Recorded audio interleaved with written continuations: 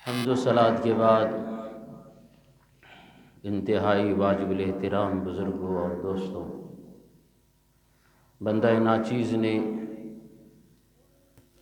قرآن مجید فرقان حمید کی مشہور و معروف آیہ کریمہ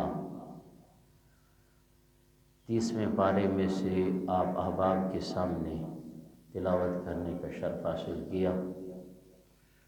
دعا ہے کہ خالق کائنات مجھ گناہ گار و سیاکار کو حق کہنے، اس کے بعد مجھے اور آپ کو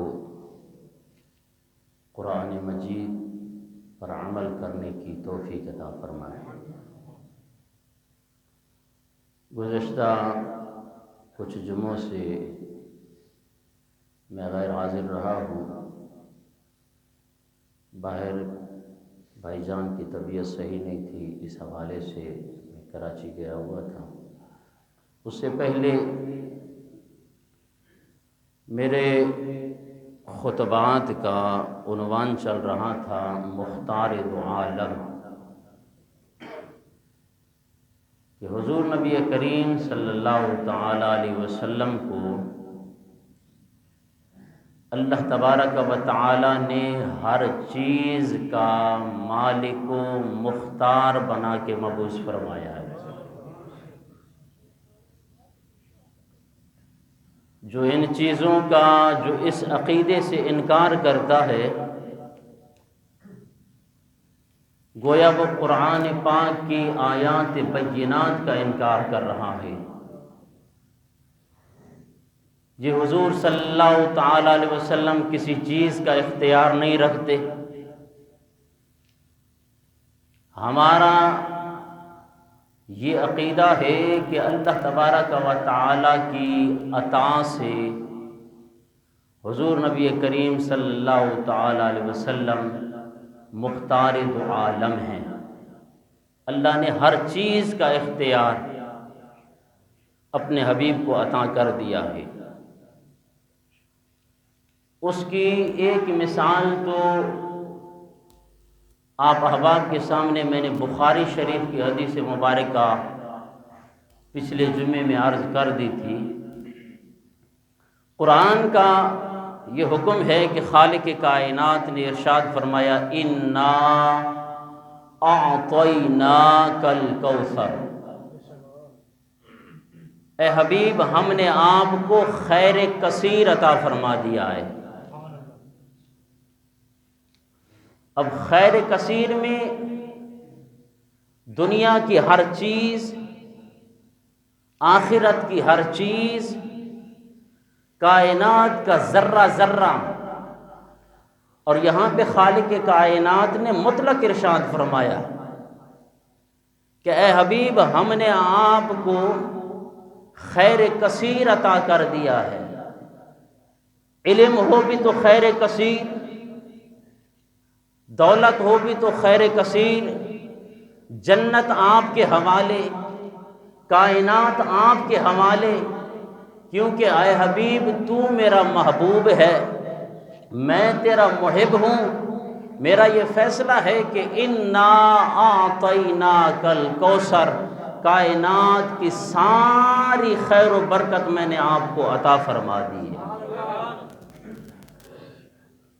اب کون سی ایسی چیز ہے کوئی شخص بتائے کہ اللہ تبارک و تعالی نے اپنے حبیب کو عطا نہیں کی؟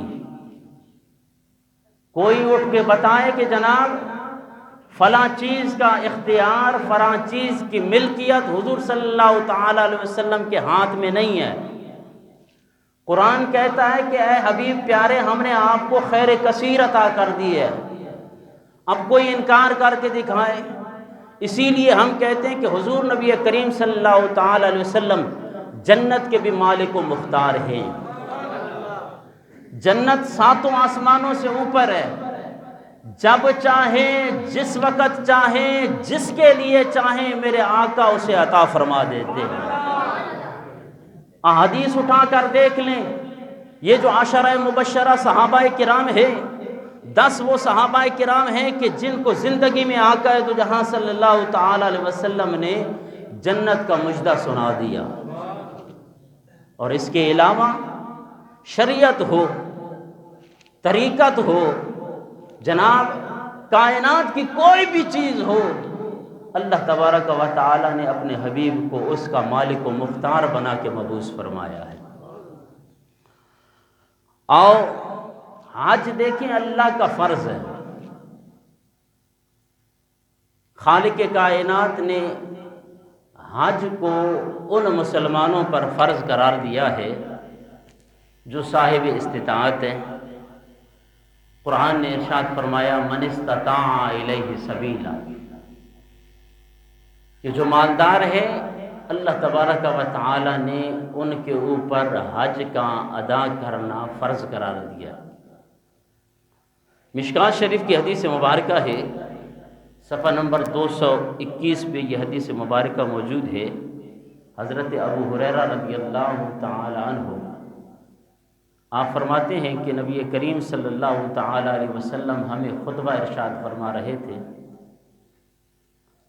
کہ اے لوگو، اللہ تبارک و تعالی نے تمہارے اوپر حج فرض کر دیا۔ ایک شخص اٹھے اس خطبے کے دوران عرض کرنے لگے، یا رسول اللہ صلی اللہ علیہ وسلم، اکل عام یا رسول اللہ، کیا حج ہر سال ہمارے اوپر فرض ہے؟ میرے آقا نے اس کا جواب نہیں دیا۔ یہی سوال کرنے والا 3 مرتبہ یہ سوال کرتا رہا کہ یا رسول اللہ، کیا ہر سال ہمارے اوپر حج فرض ہے؟ ہر سال ہمارے اوپر حج فرض ہے؟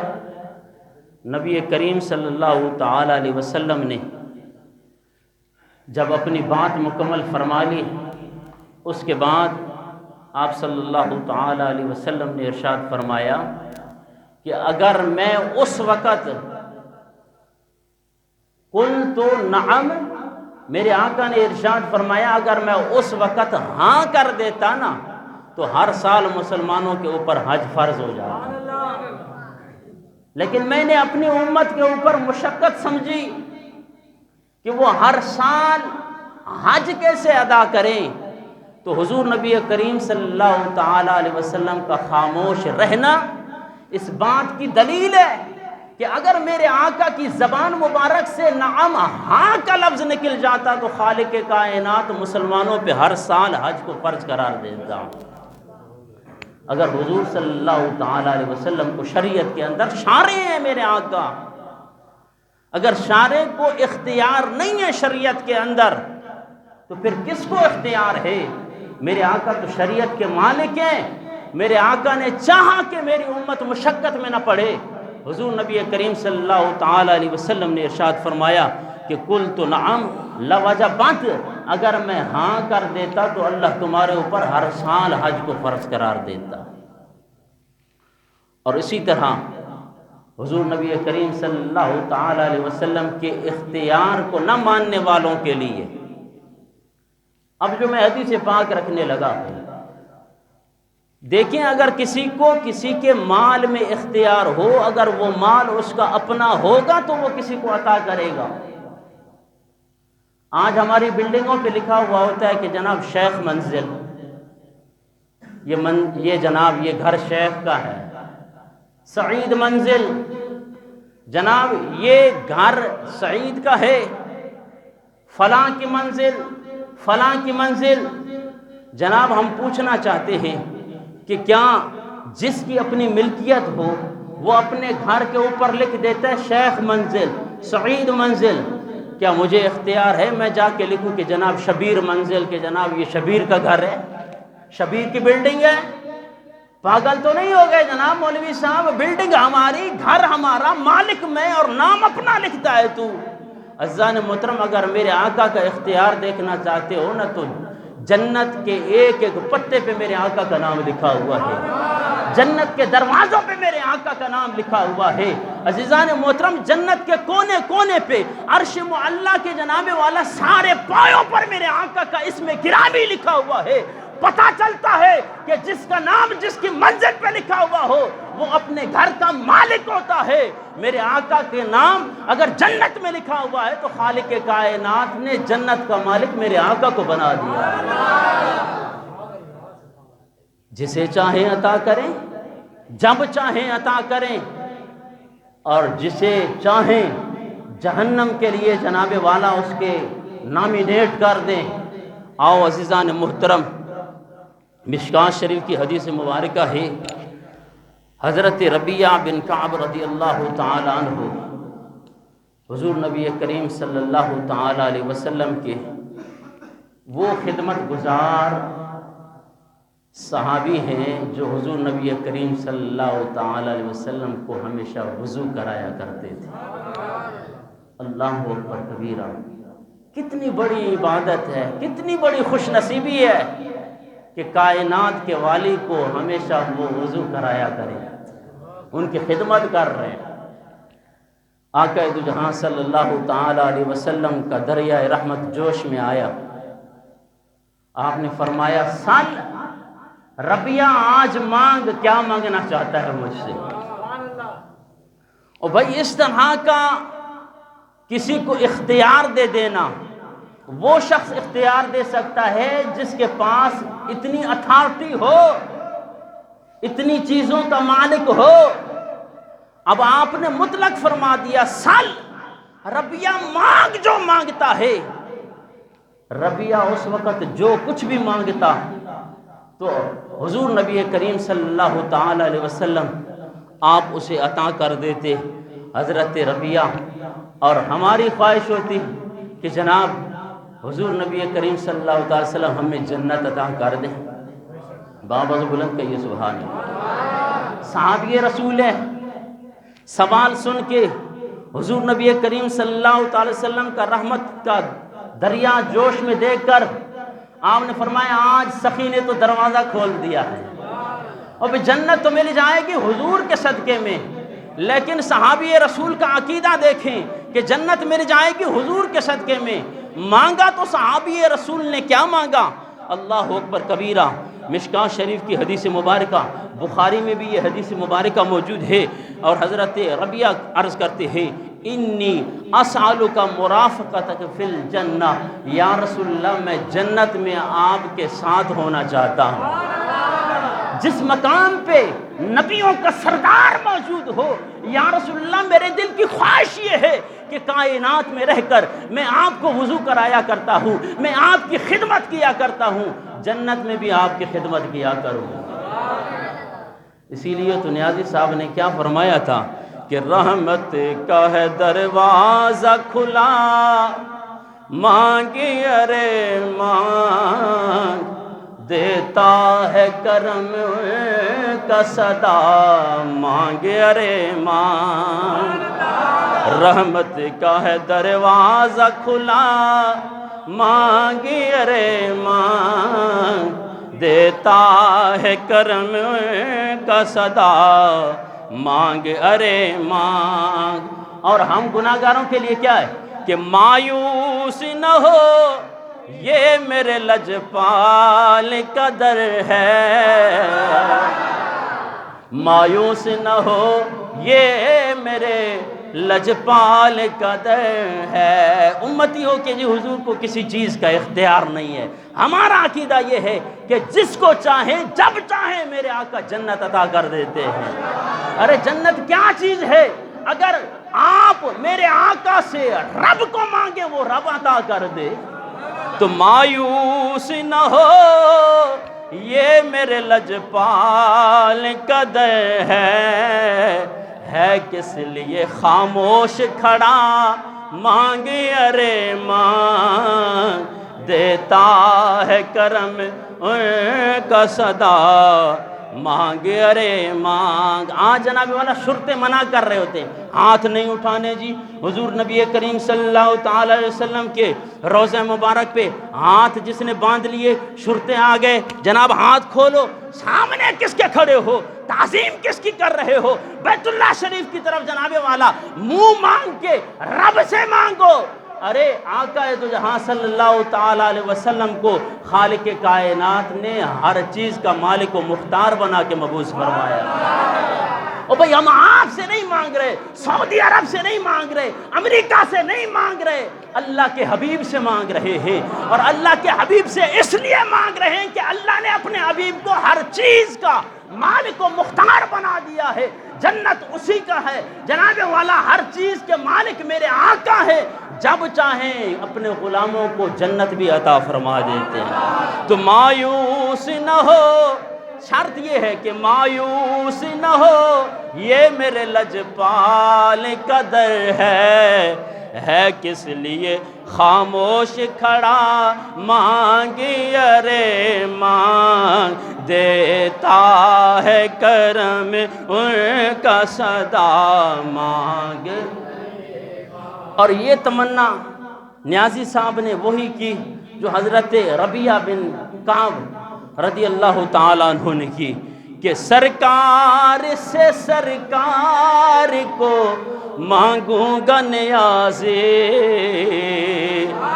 سرکار سے سرکار کو مانگوں گا نیازی۔ کب؟ کہ سرکار نے جس وقت کہا مانگ ارے مانگ دیتا ہے کرم ان کا صدا مانگے ارے ماں۔ پڑھیے رحمت کا ہے دروازہ کھلا مانگ دیتا ہے کرم ان کا صدا۔ اور قرآن کیا کہتا ہے کہ اِنَّا أَعْطَيْنَاكَ الْكَوْثَرَ، اور اس کے علاوہ سورہ حشر آیت نمبر 7 میں خالق کائنات نے ارشاد فرمایا وَمَا آتَاكُمُ الرَّسُولُ فَخُذُوهُ، جو میرے محبوب عطا کریں اسے لے لیا کرو۔ وَمَا آتَاكُمْ، جو میرے آقا جو میرے حبیب عطا کر دیں اسے لے لیا کرو، فَخُذُوهُ، اسے لے لیا کرو۔ اور وَمَا نَهَاكُمْ عَنْهُ، جس چیز سے میرے آقا منع فرما دیں فَانْتَهُوا، اس چیز سے رک جایا کرو۔ تو اب قرآن تو یہ کہتا ہے کہ اللہ تبارک و تعالیٰ نے اپنے حبیب کو ہر چیز کا اختیار دیا کہ جو تمہیں عطا کریں اسے لے لو، اور جس چیز سے منع کریں ان چیزوں سے رک جاؤ۔ اور اس کے علاوہ منافقین کیا کرتے تھے؟ یہ تو منافقین کا شیوا ہے کہ جو کہیں کہ جناب حضور کو کسی چیز کا اختیار نہیں ہے۔ قرآن کہتا ہے، سورہ توبہ ہے آیت نمبر 29 ہے، خالق کائنات نے ارشاد فرمایا وَلَا يُحَرِّمُونَ مَا حَرَّمَ اللَّهُ وَرَسُولُهُ، کہ وہ منافق حرام نہیں سمجھتے تھے اس چیز کو جسے اللہ اور اس کے رسول حرام فرمایا کرتے تھے۔ اور بھائی اللہ اور اس کا رسول جس چیز کو حرام قرار دے وہ چیز حرام ہے، جس چیز کو حلال قرار دے وہ چیز حلال ہے۔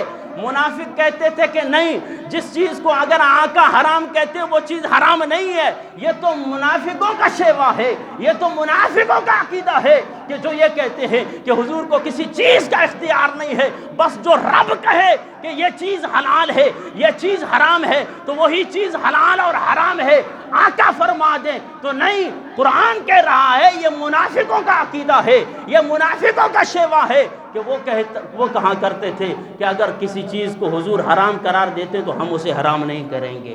تو آج اگر 14ویں صدی میں کوئی امتی یہ کہے کہ حضور نبی کریم صلی اللہ تعالیٰ علیہ وسلم کو کسی چیز کا اختیار نہیں ہے، ہر چیز جی اب بات سمجھ نہیں آتی۔ لوگوں نے جناب والا مسجدوں میں بھی کہا کہ جی یہ اللہ والی مسجد ہے، وہ بھائی کیوں لکھا یہ اللہ والی مسجد؟ مسجد اللہ کا گھر ہے، تم لوگ لکھتے ہو غوثیہ مسجد، یہ غوث کی مسجد ہے کوئی؟ اور بھائی نام رکھنے سے کیا کوئی کسی چیز کا مالک اور مختار بن جاتا ہے؟ تو پھر جناب والا آپ کے رکشے پر آ جاؤں، آپ کی گاڑی پہ آ جاؤں، تو کیا جناب گاڑی اللہ کی ہے، میں بھی اللہ کی مخلوق، گاڑی بھی میری، جب بھی جاؤں آپ کی گاڑی لے جاؤں، مالک ہوا نا اللہ۔ وہاں پہ تو جناب والا ہر بات سمجھ آ جاتی ہے۔ تو تو عزیزان محترم خالق کائنات نے حضور نبی کریم صلی اللہ تعالیٰ علیہ وسلم کو ہر چیز کا مالک و مختار بنا کے مبعوث فرمایا ہے، خواہ وہ شریعت ہو۔ اب دیکھیے جناب والا، کسی مفتی سے پوچھ لیں قرآن کیا کہتا ہے کہ فن کے ہو ما تاب لکم من النساء مثنی و ثلاث و رباع، شادیوں کے بارے میں قرآن کا حکم ہے کہ آپ 2 کریں، 3 کریں، 4 کریں۔ 4 تک کی اجازت تو خالق کائنات نے قرآن پاک میں ہر مسلمان کو عطا کی۔ اگر حضور نبی کریم صلی اللہ تعالی وسلم کو شریعت کے اندر اختیار نہیں ہے تو آؤ میں آپ سے پوچھنا چاہتا ہوں کہ عزیزان محترم، احادیث مبارکہ میں آتا ہے کہ حضور نبی کریم صلی اللہ تعالی علیہ وسلم نے حضرت علی المرتضیٰ رضی اللہ تعالیٰ عنہ کو اپنی بیٹی عطا کی نا، حضرت فاطمہ الزہرا رضی اللہ تعالیٰ عنہ، اور میرے آقا نے کیا ارشاد فرمایا کہ اے علی، کیونکہ حضرت علی المرتضیٰ رضی اللہ تعالیٰ عنہ نے ارادہ کیا کہ ابو جہل کی بیٹی سے میں نکاح کر لوں، حضور نبی کریم صلی اللہ تعالی علیہ وسلم نے ارشاد فرمایا اللہ کے حبیب کی بیٹی اللہ کے دشمن کی بیٹی کے ساتھ جمع کیسے ہو سکتی ہے؟ اسی وقت میرے آقا نے ارشاد فرمایا، یہ میرے آقا کا فیصلہ ہوا کہ اے علی، جب تک میری بیٹی زندہ ہے تو دوسرا نکاح کر بھی نہیں سکتا ہے۔ کیا حضرت علی المرتضیٰ رضی اللہ تعالیٰ عنہ نے قرآن نہیں پڑھا ہوا تھا کہ یا رسول اللہ، رب کہتا ہے ما تاب لکم من النساء مثنی و ثلاث و رباع، کہ جب بھی چاہو اگر تم 2 شادیاں کرو، 3 کرو، 4 نہیں۔ حضرت علی المرتضیٰ رضی اللہ تعالیٰ عنہ کا بھی عقیدہ یہ تھا کہ جو میرے آقا فرما رہے ہیں یہی سچ ہے، اور کیونکہ شریعت کے مالک وہی ہیں۔ اور عزیزان محترم، احادیث اٹھا کر دیکھیں، جب تک بی بی فاطمہ الزہرا رضی اللہ تعالیٰ عنہ حیات رہی، علی المرتضیٰ رضی اللہ تعالیٰ عنہ نے شادی نہیں کی۔ اس کے بعد آپ نے شادیاں کی ہیں اور جناب والا ان سے اور بچے بھی ہیں۔ یہ ہے میرے آقا کا اختیار، جب شریعت کے اندر ہو، جنت کسی کو دینا چاہے جنت عطا کر دیتے ہیں۔ مولوی صاحب سے پوچھو کہ جناب والا قربانی کے لیے کیا شرائط ہے؟ آپ بکری کا جو بچہ ہے یا بکری جناب والا وہاں اس کے لیے سال کا ہونا شرط ہے، سال سے 1 دن بھی کم ہو تو عزیزان محترم قربانی جائز نہیں ہے۔ آپ احادیث مبارکہ اٹھا کر دیکھیں، میں آپ کو کثیر احادیث مبارکہ دکھاؤں۔ حضور نبی کریم صلی اللہ تعالی علیہ وسلم نے حضرت ابو بردہ رضی اللہ تعالی عنہ کو آپ نے فرمایا کہ جاؤ، انہوں نے فرمایا کہ جی یا رسول اللہ، میرے پاس 6 ماہ کا بکری کا بچہ ہے۔ میرے آقا نے فرمایا تو اسے قربانی کر، تیری قربانی ہو جائے گی۔ اب ہے اگر جناب والا کسی کو اس چیز کا اختیار، کوئی مولانا، کوئی مفتی یہ فتویٰ دے دے کہ جناب والا، میں تو کہتا ہوں کہ یہ تو 6 ماہ کا بکری کا بچہ تھا، جناب والا سال سے 1 دن بھی اگر عمر کم ہے، شرعی حساب سے جناب والا اس بکرے کی قربانی جائز نہیں ہے، تو پتہ چلا اللہ تبارک و تعالی نے حضور نبی کریم صلی اللہ علیہ وسلم کو شریعت کا بھی مالک و مختار بنا کے مبعوث فرمایا۔ دعا ہے کہ خالق کائنات ہمیں حضور نبی کریم صلی اللہ علیہ وسلم سے سچ